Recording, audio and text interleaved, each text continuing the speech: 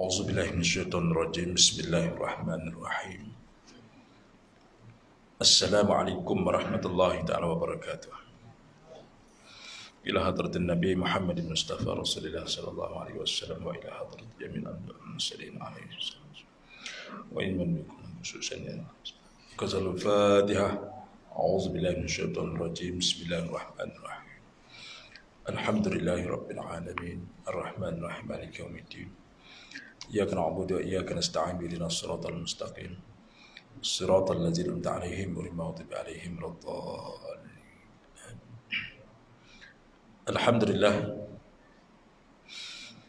الحمد لله الذي هدانا لهذا وما كنا لنهتدي لولا أن هدانا الله. أشهد أن لا إله إلا الله وحده لا شريك له. أشهد أن سيدنا محمدا عبده ورسوله. اللهم صل وسلم على سيدنا وحبيبنا وشافعنا وذكرنا ومولانا محمد وعلى آله وصحبه أجمعين. رب اشرح لي صدري ويسر لي أمري واحلل عقدة من لساني يفقهوا قولي. رب زدني علما وارزقني فهما ربي يثير وتعالى والحمد لله رب العالمين. Yang dirahmati dan Imam Pengusi dan seluruh ahli jabatan kuasa, para ustaz, para alim ulama, sidang jemaah yang dikasihi dan dirahmati Allah Subhanahu wa taala. Alhamdulillah, kita bersyukur kepada Allah Subhanahu wa taala kerana pada hari yang mulia ini kita masih lagi dipanjangkan umur oleh Allah Subhanahu wa taala sehingga kita bertemu pada 2021 Jumaat yang kedua. Kita bersyukur kepada Allah Subhanahu wa taala kerana Allah Subhanahu wa taala memberikan kepada kita nikmat yang tidak terhingga. Mudah-mudahan Allah jadikan kita sebahagian daripada umat Nabi sallallahu alaihi wasallam yang sentiasa bersyukur dengan rezeki dan nikmat yang dikurniakan oleh Allah Subhanahu wa taala. Mudah-mudahan apa yang dikurniakan oleh Allah Subhanahu wa taala kepada kita menambahkan lagi iman di dada kita, menambahkan lagi keyakinan kita kepada Islam, dan menambahkan lagi keimanan kita kepada Allah Subhanahu wa taala, agar kita sentiasa diberi petunjuk dalam kehidupan dunia ini, sehinggalah kita kembali kepada Allah Azza wa Jalla. Amin ya rabbal alamin. InsyaAllah pada Jumaat ini untuk sama-sama kita menunggu Jumaat dengan suasana kita i'tikaf. Jangan lupa orang yang tidak niat i'tikaf rugi, kerana sepanjang dia berada dalam masjid ini Allah Subhanahu wa taala catat pahala dia. Bukan Allah Ta'ala catat pahala dia duduk bersila dalam masjid. Allah Ta'ala catat pahala dia, catat pahala dia dengan niat i'tikaf.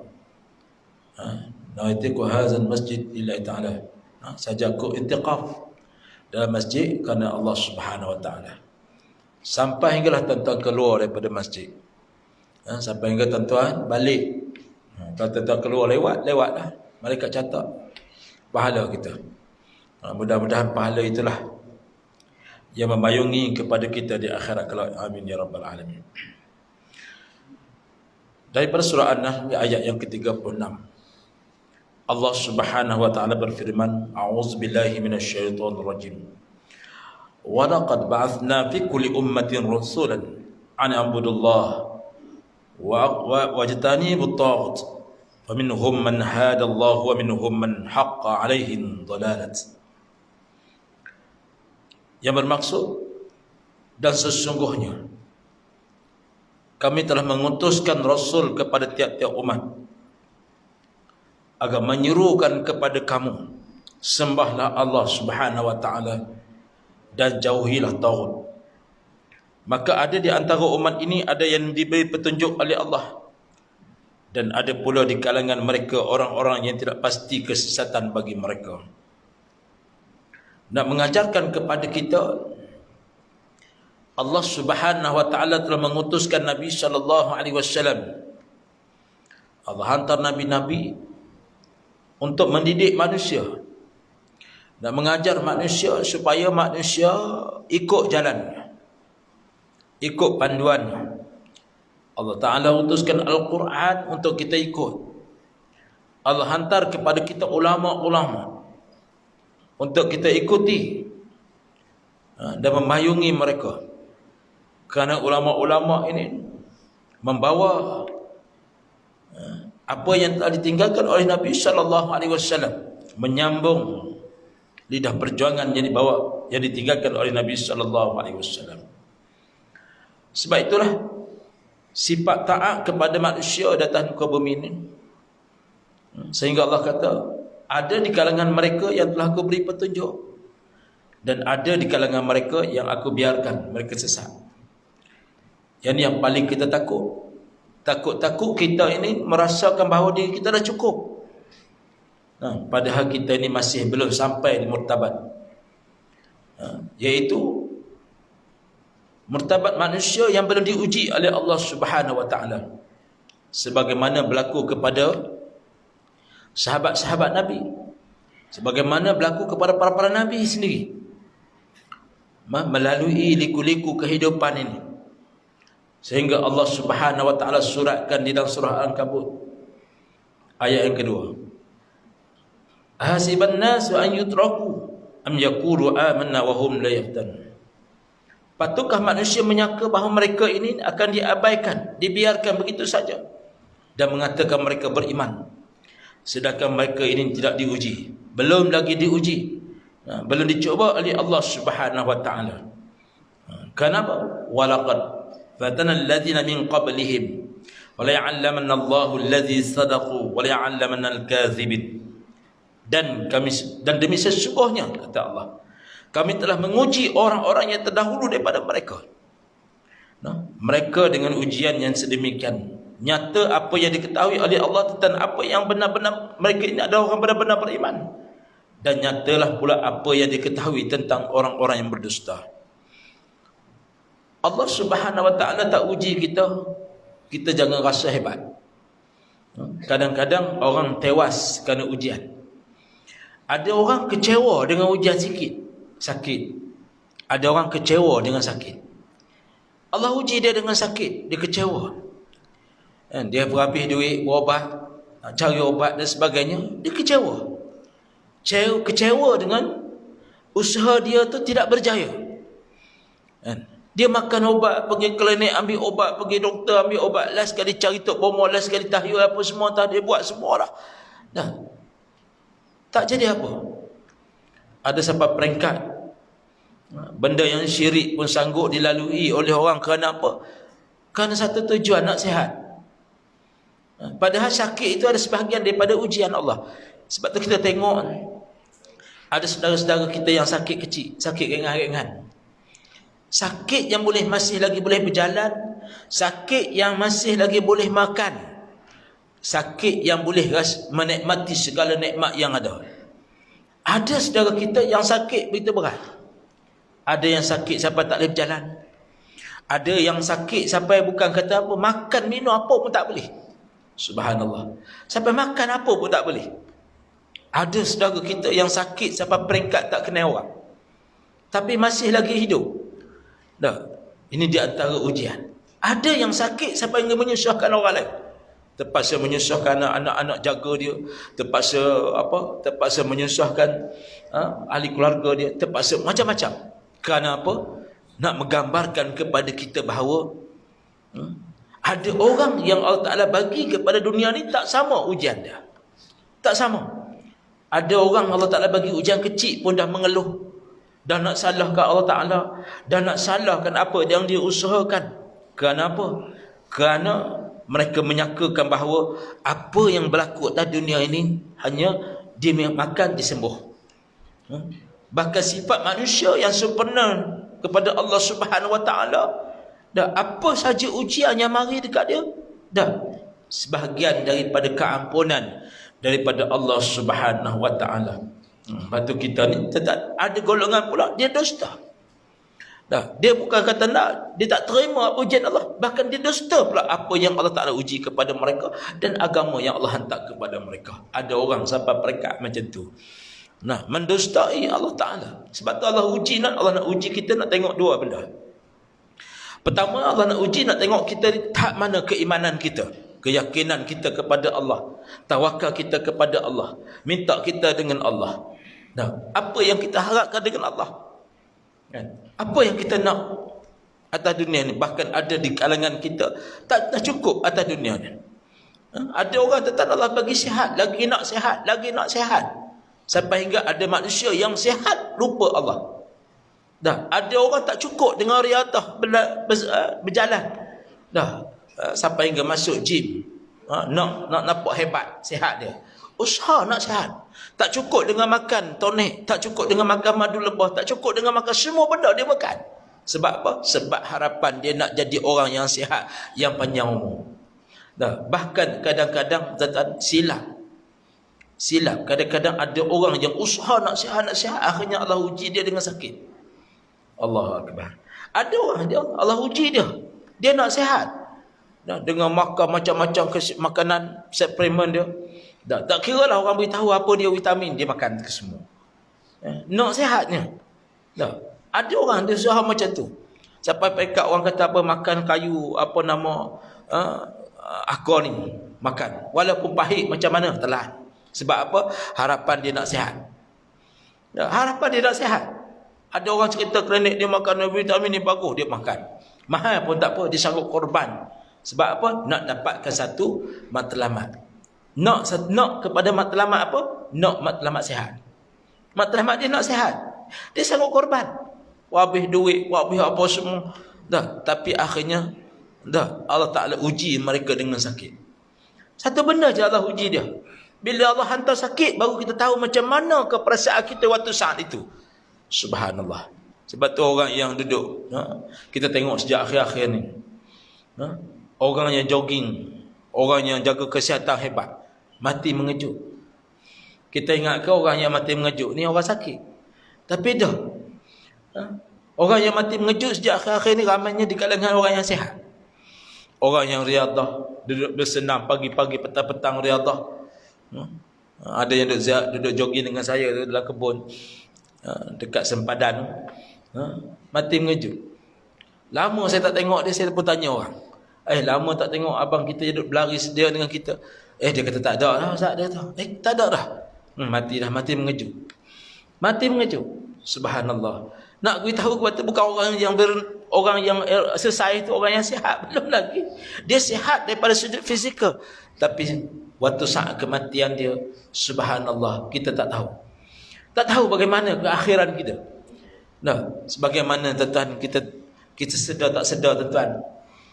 Seorang cikgu yang saya duk bawa selalu, kadang-kadang setiap pagi Jumaat saya pergi ambil dia di rumah dia. Saya buat mari dekat masjid ni. Tetap perasan tak? Dia biasa duduk kat tiang tu. Tu tiang yang ada tabung. Nama dia Cikgu Syuhaimi, yang telah kembali ke rahmatullah beberapa hari yang lalu.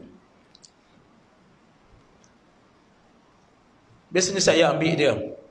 Saya ambil di rumah dia, mari masjid, nak balik dengan saya. Dia tunggu, walaupun dia tak sihat. Dia sakit jantung. Pada minggu lepas saya kata tak payah marilah. Sebab oleh kerana dia tak sihat, dia penat. Saya kata tak payah marilah. Hari Jumaat hari itu, hari mana kita lancarkan badan khairat. Pada 29 hari bulan, 29 hari bulan, saya pergi rumah dia. Beria-ria dia suruh masuk dalam rumah. Saya pun masuk, duduk dekat dia. Saya kata dekat dia, melawak je mula. Saya kata, Pakcik kena masuk badan khairat kematian ni. Kok lah mana tahu, kalau orang masuk 29, 1 hari bulan dia dah aktif. Saya kata, kalau pakcik mati bulan 1, insya-Allah kok mana tahu dapat. Dengan izin Allah Ta'ala, tuan-tuan, bukanlah kata masih mulut, tapi ajal sampai dekat dia. Dia meninggal pada hari Selasa baru ni.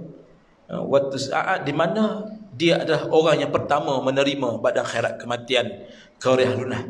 Orang yang pertama. Orang yang terlama selepas daripada aktif pada 1 hari bulan, hari Jumaat baru ni. Nak khabarkan kepada kita ajal. Subhanallah. Nah, duk makan obat, macam-macam obat dia makan. Nah, dia kecil manis pun ada, darah tinggi pun ada. Kadang-kadang berapa ramai di kalangan kita ni yang sakit. Nah, 3 serangkai. Tapi Allah panjangkan usia dia. Dah, sebab itulah ni di antara benda apa? Benda yang perlu kita sedar. Perlu kita ingat bahawa apa dia? Bahawa kematian yang sampai kepada kita belum tahu lagi. Nah, belum tahu lagi. Sebab tu juga orang yang jahat, kita jangan sangka dia akan masuk neraka terus dah. Belum tahu. Sebab kita tak mampu nak beri hidayah dekat dia, tak mampu nak beri petunjuk dekat dia. Dah, tak mampu. Kadang-kadang kita yang baik ni belum tahu lagi, tuan-tuan. Dah. Nah, sebab tu kita kena ingat apa yang ayat saya baca tadi, bahawa ujian Allah Ta'ala adalah untuk menguji kita. Pertama sekali Allah uji keimanan kita. Allah uji keimanan kita setakat mana kita beriman dengan Allah. Nah, berapa ramai hari ni orang minta sihat ya Allah, tapi Allah tak bagi dia dengan sihat, tapi Allah tukar dia dengan benda lain yang kita tidak sangka-sangka. Ada orang tetap dia minta duit, tapi Allah tak bagi duit, tapi Allah bagi dia sihat. Ada orang tetap, subhanallah, ada orang dia minta keamanan, ketenangan dalam hidup dia, tapi Allah tukar dia dengan serabut, tapi Allah bagi satu benda hikmah dekat dia. Dengan serabut dia lah dia boleh main masjid. Ada. Kita jangan duk sangka. Berapa ramai orang tenang, dia seronok dengan kekayaan, harta benda, kekayaan dia, duit cukup, harta cukup, tapi tak mari sembahyang. Duit cukup, semuanya cukup, tapi tak mari menghadap Allah. Berapa ramai tentang orang tak sembahyang walaupun harta dia ada. Dia ada kemampuan sihatnya, dia ada harta bendanya, dia ada semua benda ada. Tapi Allah tak dekatkan dia dengan rumah Allah Subhanahu Wa Taala. Ada orang hidup dia serabut. Duit pun tak cukup, kebahagiaan dia patah ke mana-mana, tapi dia dengan benda itulah yang menyebabkan dia mari sembahyang, dengan menyebabkan dia dekat dengan Allah Subhanahu Wa Taala. Subhanallah. Sebab tu kita jangan sangka orang yang duduk dalam penjara tu jahat. Nah, orang duduk dalam penjara, tuan-tuan, subhanallah, bahkan dengan penjara yang dia duduk itulah yang menyebabkan dia dekat dengan masjid. Sembahyang 5 waktu, duduk dalam penjara boleh baca Quran. Saya pergi ceramah di penjara, tuan-tuan, dekat Banduan. Saya tanya dia, kenapa saudara masuk ke sini? Dia pun tak tahu kenapa dia masuk ke penjara. Dia kata memang dia bersalah, dia buat begini. Tapi saya kata, apa dia? Apa kamu sedar tak? Satu benda yang paling besar yang kamu menyebabkan masuk ke penjara, sebab Allah sayang dekat kamu, Allah suruh dekat dengan Allah Subhanahu Wa Taala. Dia kata, betul Ustaz, saya masuk penjara ni, hari ni saya dah hafal 13 juzuk. Orang masuk penjara boleh menghafaz Quran. Subhanallah. Nah, bahkan ada dalam penjara tu ada ustaz, ada yang dihafiz Quran, tahfiz. Tiba-tiba disalahkan satu hukuman, dia masuk penjara, duduk dalam penjara dengan hikmah, dia boleh mengajak orang, bahkan dia mengislamkan orang. Subhanallah. Dia pernah mengislamkan seorang orang mak saleh daripada Australia, duduk dalam penjara pokok senah, dia boleh mengislamkan. Subhanallah. Masuk Islam kawan tu. Ada yang duduk dalam tu akhirnya boleh baca Quran. Yang selama ni duduk di luar, tentang semayang tak peduli, tabung masjid boleh hilang. Dia bukan nak mari semayang, tabung pun hilang. Ada orang yang sedemikian rupa, walau dia duduk di luar, orang jadi serabut dengan dia.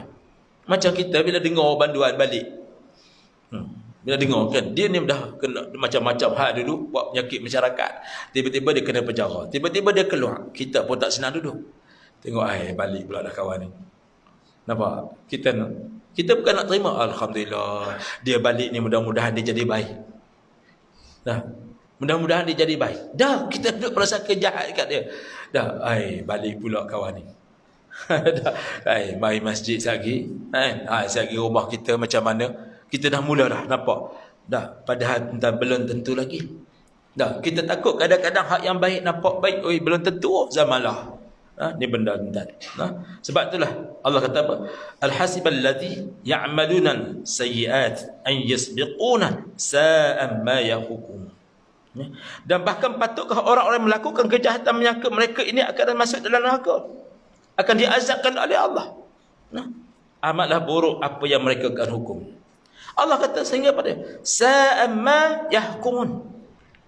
Orang yang jahat jangan dia menyangka bahawa dia ni ada ahli neraka. Belum tahu lagi. Mungkin penghujung hayat dia bertaubat kepada Allah. Berapa ramai tetap perasan. Yang kita duk mai masjid ni, tuan-tuan, kita ni waktu ketika dahulu kita ni macam mana keadaan kita? Dengan pakai seluar pendek. Berapa ramai yang pakai seluar pendek dulu? Dah. Buah rambutan orang, rambutan dia. Pempelam orang, mempelam dia. Dulu. Dah, ayam orang pun ayam dia. Berapa ramai kita tak suruh. Kita bukan nak ukit cerita, tetapi nak beritahu keadaan kita. Kalau kita renung ke belakang balik, ya Allah. Kan? Subhanallah. Berapa ramai dulu kalangan kita yang tentang Islam. Dengan orang azan marah. Dah, hak yang paling khianat tu bila azan dia pergi tutup suis. Tok bila tengah azan boleh pergi cabut suis. Orang tengah ceramah boleh pergi tutup lampu. Biasa. Kan? Tengah-tengah duduk ceramah sedap-sedap. Pok dia pergi tutup fuse besar. Gelap masjid tu.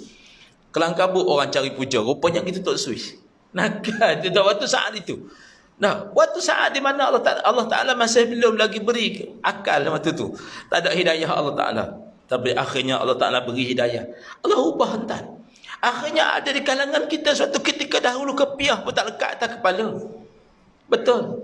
Baca Quran pun melilau. Kadang-kadang bertukuk. Nak sebutan pun dah jadi lain waktu saat itu.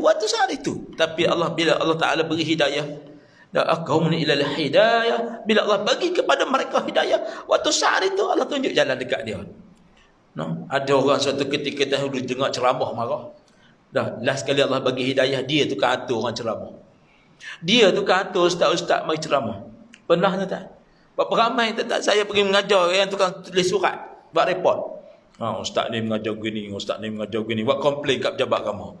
Rajing tak tanya tukang tulis surat atau ke pejabat agama. Waktu saat itu berapa ramai pernah sampai telefon kat polis.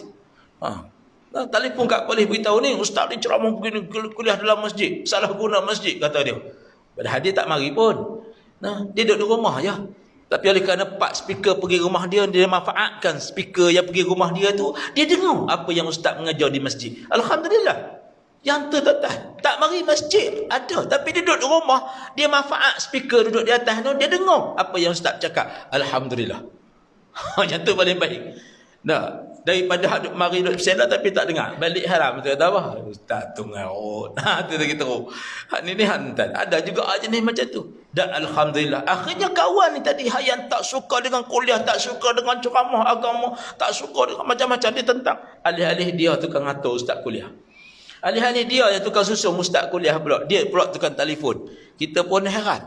Dulu dengar kita kawan ni, lain macam. Tak tengok tuan-tuan. Bila Allah Ta'ala berikan kepada dia hidayah. Sebab tu kita jangan menyangka.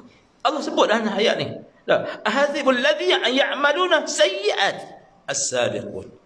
Jangan sangka orang yang jahat itu adalah ahli neraka. Kenapa? Sa'a ma yahkum. Jangan kamu hukum mereka. Jangan kamu letak mereka ni, ni orang jahat ni. Belum tahu lagi. Kenapa? Kita belum tahu lagi bagaimana keadaan kita. Man kana yarju liqa Allah fa inna ajalallahu la ayat. Wa huwal sami'un alim. Allah kata apa? Dan sesiapa yang percaya akan pertemuan dengan Allah untuk menerima balasan, maka sesungguhnya masa yang ditetapkan oleh Allah akan tiba. Orang semua kita percaya bahawa kematian ini balik nanti kita ada satu tempat di mana akan pertimbangkan dengan perbuatan-perbuatan kita, dosa-dosa kita. Semua ada. Layak bagi mereka terima, dia akan terima. Wa huwas sami'un alim. Allah jualah yang mendengar lagi Maha mengetahui. Sebab tu kita yakin balik nanti ni kita akan terima. Tetapi belum tentu lagi. Nasib mereka macam mana, gambaran atas dunia tak sama dengan gambaran akhirat. Ada orang kita sangka atas dunia bukan main, dia teruk, tapi dia balik depan Allah Ta'ala, subhanallah, dia adalah orang yang paling mulia. Berapa ramai atas dunia ni orang duk kata dia sesat.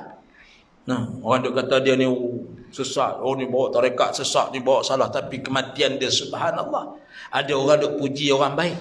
Sebab gambaran baik dekat kita berbeza dengan apa yang digambarkan oleh Allah dan Al-Quran dan sunnah Nabi SAW. Gambaran baik kepada kita, orang yang bagi sumbangan dekat kita, orang yang boleh bagi beras kat kita setiap bulan, orang yang boleh bagi perhatian dekat kita.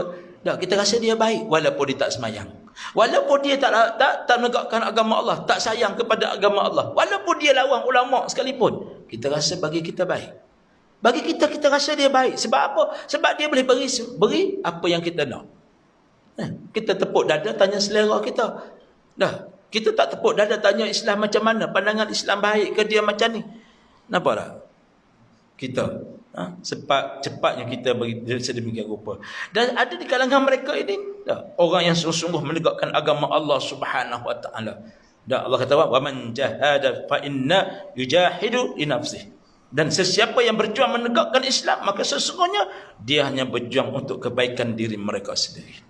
Dan siapa ada sebahagiannya yang orang yang berjuang, orang untuk menegakkan agama ni, tetapi sebenarnya bukan hanya untuk agama, tapi untuk kebaikan kita.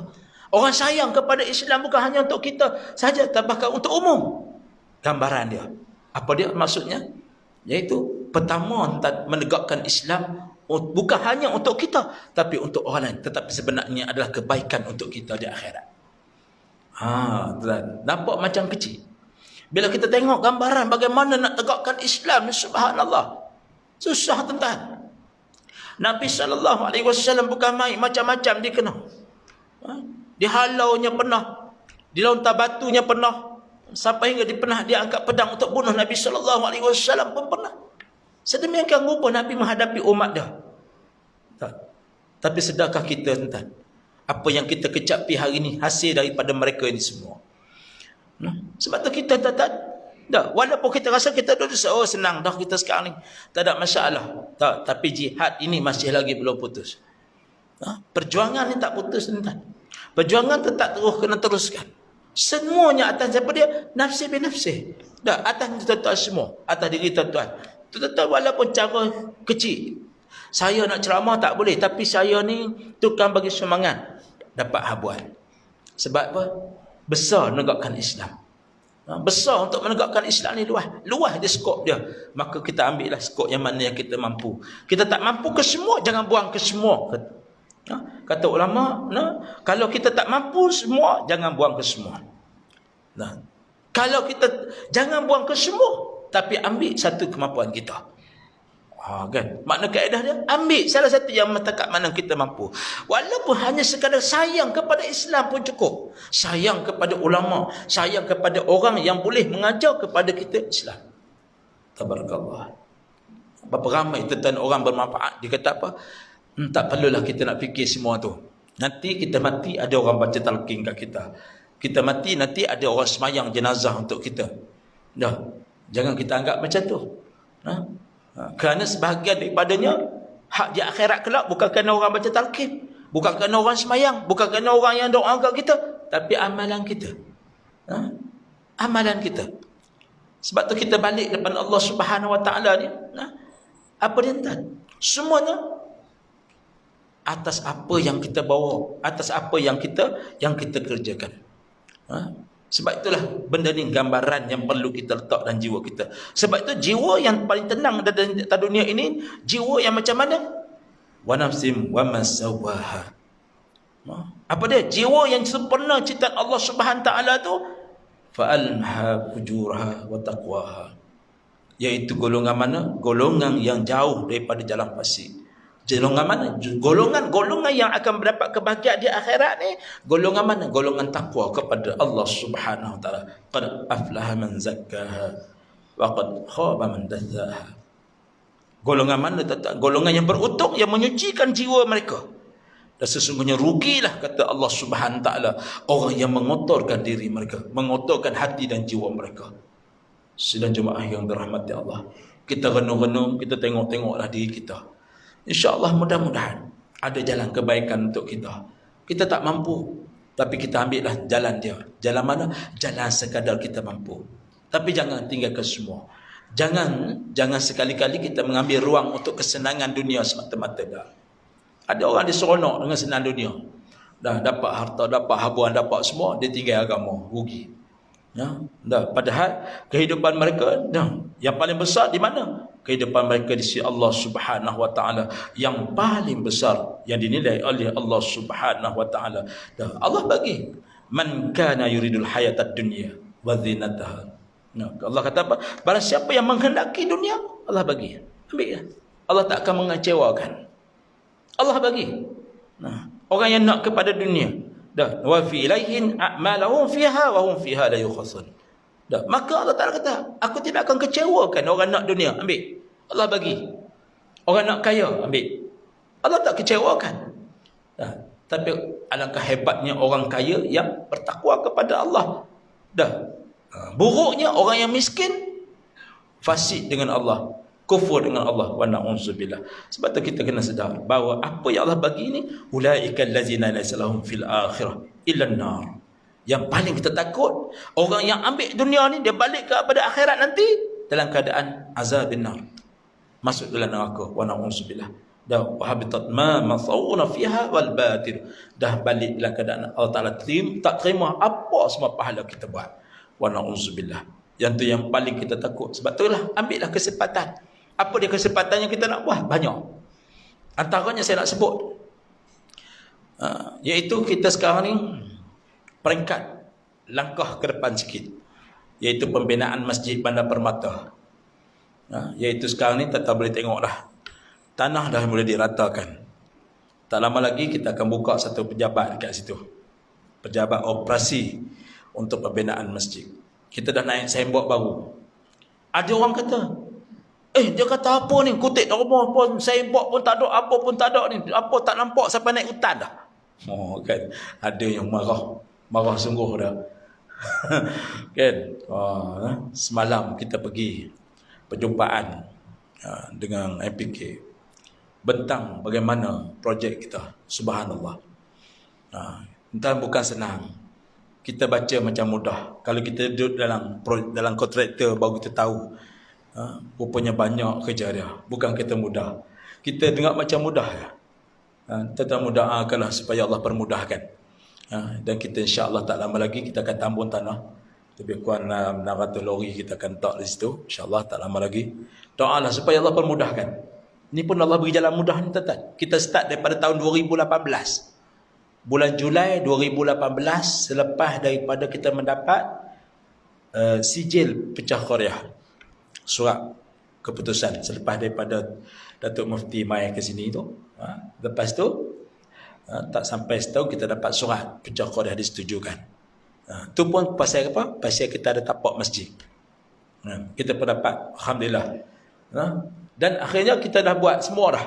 Drawingnya, arkiteknya, kita dah latih badan-badan yang untuk laksanakan benda tu. Walaupun duit tak cukup lagi. Tuan-tuan, duit kita baru hanya sekadar setengah juta. Bukan kata 10 juta, setengah juta. Projek kita menjangkau sehingga 20 juta insya-Allah. Masjid saja 8 juta. InsyaAllah kalau ada tuan-tuan nak impak 8 juta hari ni, insyaAllah esok kita sign kontrak. Terus berjalan projek tu. Dan insyaAllah tuan-tuan akan tengok masa terdekat ni kita dah mula naik sikit-sikit lah. Iaitu kita naik signboard baru dah naik. Alhamdulillah. Kalau tuan-tuan main pada Padang Serai nampak clear. Kita tak nak ambil gambar ke apa, boleh. Nak ambil gambar. Situ ada semua nombor akaun, nombor telefon saya semua ada situ di papan signboard tu. Dan kita semalam kita dah ratakan sikit, buang dah punya semak sambung tu sebab kita nak masuk tanah. Dan insya-Allah lama lagi kita akan ada pejabat dekat situ. Tuan-tuan nak urusan apa semua boleh. Nak kita tanya, nak kita tengok, kita akan insya-Allah tak lama lagi kita akan buat dalam tengah duduk kira ni. Siapa yang ada rasa nak bagi kabin satu kat kita, beritahu kan. Kita tak beli lagi tapi tengah duduk survey kabin tu. Kontainer tu. Siapa yang rasa nak bagi sumbangan, boleh insya-Allah mai jumpa kita. Ustaz, saya nak bagi kontainer satu nak buat pejabat itu. Insya-Allah boleh jumpa kita. Dalam masa terdekat ni. Sehari dua ni lah. InsyaAllah dalam minggu depan ni kita akan buat satu tak situ insyaAllah untuk jadikan dia sebagai satu pejabat pengurusan masjid kita. Ni dalam peringkat kita doa, ya Allah permudahkan, ya Allah permudahkan. Supaya apa? Supaya kita dapat lihat anak qaryah kita yang menjangkau hampir bukan kata 5,000, bukan kata 10,000, lebih daripada tu dah. Lebih daripada tu dah. Tempat kita ni sepatutnya bukan kata patut, lebih daripada patut yang wajib kita dah ada masjid baru dekat sini.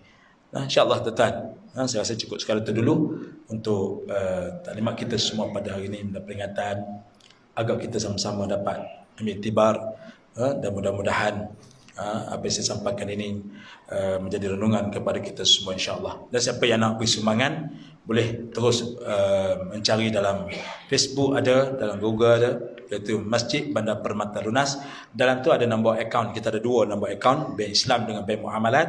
Siapa-siapa nak masuk sikit-sikit pun boleh, nak masuk banyak pun boleh, ataupun nak berurusan dengan kita, telefon terus kepada saya ataupun mana-mana jawatankuasa pembinaan penaja, jawatankuasa penaja Masjid Bandar Permata ni, boleh berhubung terus insya-Allah. Dan yang saya harap supaya sokongan ini kita terus beri untuk apa dia? Untuk Islam dan untuk agama Islam dan kemudahan kepada umat Islam insya-Allah. Saya rasa cukup sekian dulu. Saya mohon maaf banyak-banyak terkasar bahasa silap kata yang baik daripada Allah SWT yang lemah dan kuat kelemahan saya sendiri. Insya-Allah kita jemaah dan kita bertafakur kepada Allah Subhanahu Wa Taala. Mudah-mudahan Jumaat ini Jumaat yang terbaik untuk kita dengan lafaz yang mulia siru ala barakatillah.